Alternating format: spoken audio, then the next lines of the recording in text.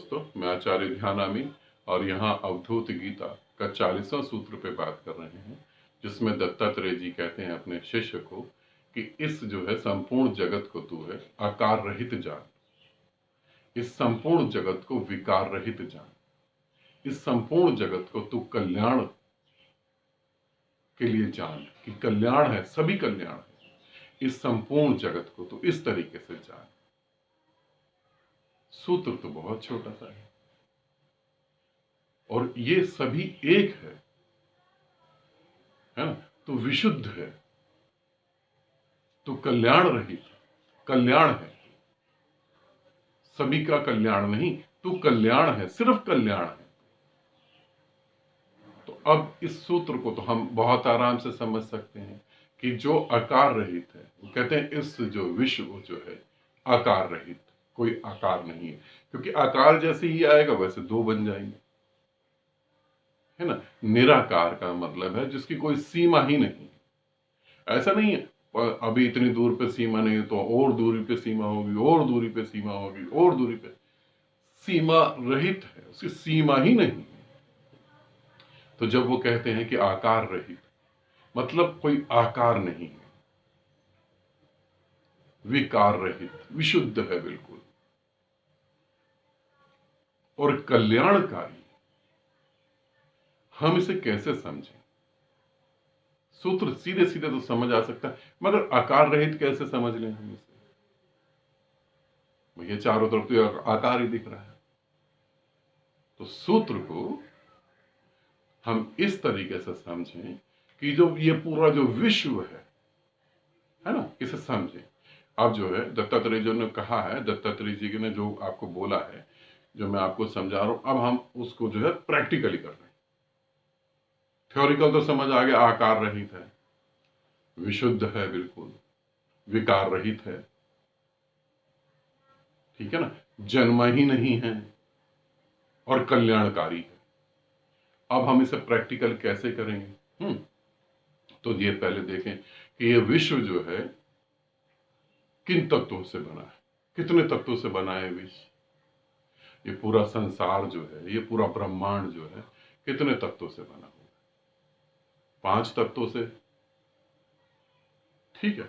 अब वो 5 तत्वों से बना, उस 5 तत्वों से ये पृथ्वी बनी है, इसमें कौन कौन रहता है, क्या क्या रहता है? नदी भी है, पहाड़ भी हैं, पेड़ भी है, लोग भी हैं, राक्षस भी हैं, है ना। कुछ लोग तुमने देखा, हर एक आदमी के जीवन में कुछ लोग ऐसे होते हैं जो राक्षस जैसे होते हैं, है ना, और कुछ लोग ऐसे होते हैं जो देवता जैसे होते हैं। तो यहाँ राक्षस भी हैं, यहाँ देवता भी हैं।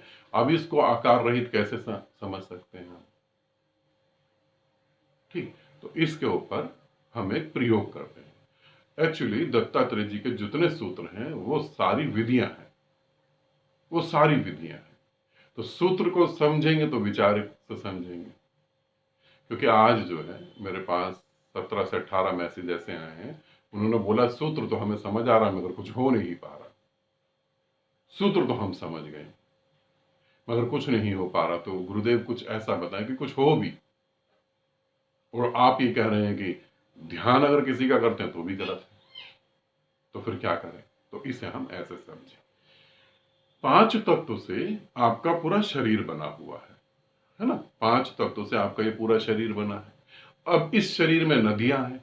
नदियां कहाँ है? जो आपकी खून की नसें हैं, है ना। वो जो खून की नसें हैं उसमें खून बह रहा है, वो क्या है? वो नदियां हैं, ठीक है। अब इस जो 5 तत्वों से ये शरीर बना है, अब इसमें ग्रीनरी भी है, बहुत जगह ऐसा हरा केमिकल है ब्रेन के अंदर, ठीक है। अब इसमें बहुत सारे लोग हैं, जानवर भी हैं, राक्षस भी हैं। राक्षस कौन है? राक्षस वो है, अब हम थोड़ा सा शरीर को समझ रहे हैं तो मेडिकल साइंस का उसका भी सपोर्ट ले लेते हैं। अब राक्षस कौन है?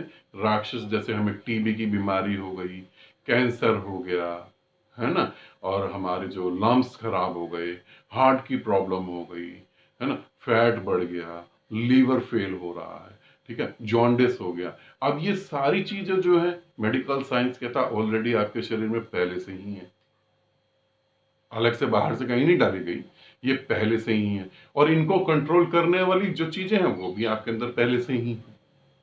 जब वो कंट्रोल करने की पावर कम हो जाती है तब ये चीजें बढ़ जाती हैं और इसी कारण मृत्यु हो जाती है। तो क्या है, राक्षस भी है, देवता भी है। अब यहां पे हर सेल्स की अपने परिवार भी होंगे। जब आपको जुकाम होता है और जब आप छींकते हैं तो उस छींक में बहुत सारी जो है डेड बॉडी निकलती है। आदमियों की नहीं, जो हमारे अंदर मटेरियल होता है वो डेड बॉडी के रूप में बाहर निकलता है। जब आपके फेफड़ों में कफ जम जाती है और जब आप कफ थूकते हैं तो उसमें बहुत सारी मरे हुए सेल्स होते हैं, है ना, बहुत सारे मरे हुए सेल्स होते हैं। अब इसमें पहाड़ भी है, पहाड़ों में ज्वालामुखी है। अब जो आपका एसिड है, बॉडी में एसिड होता है ना, वो लावा है ना, उस तरीके से आपके इस पूरे शरीर के अंदर पूरा ब्रह्मांड है। अब आप आंख बंद करके जब बैठ जाएं तो वो जो छोटे छोटे सेल हैं उनके आकार हैं, उनके परिवार हैं, तो वो आकार रहित है। अब कैसे, अब आप बैठ जाएं, आंख बंद कर लें और आप जब अपने को देखेंगे तो आप देखेंगे आप छोटे छोटे सेल नहीं है, आपका छोटा छोटा परिवार नहीं है। आप ही के अंदर बहती हुई नदियां भी आप नहीं है। आप ही के अंदर जो दानव है, जो राक्षस है, वो भी आप नहीं है। आप ही के अंदर जो देवता है, वो देवता भी आप ही नहीं है। जबकि आपके बिना ये जिंदा नहीं रह सकते। समझ रहे, आपके बिना ये जिंदा नहीं रह सकते, क्योंकि आप वो ऊर्जा हैं जिस ऊर्जा के बेस पे जीवित है। तो आंख बंद करके अपने भीतर की जो है पूरे ब्रह्मांड को देखें और देखें वो बिल्कुल जो है बिल्कुल आकार रहित है।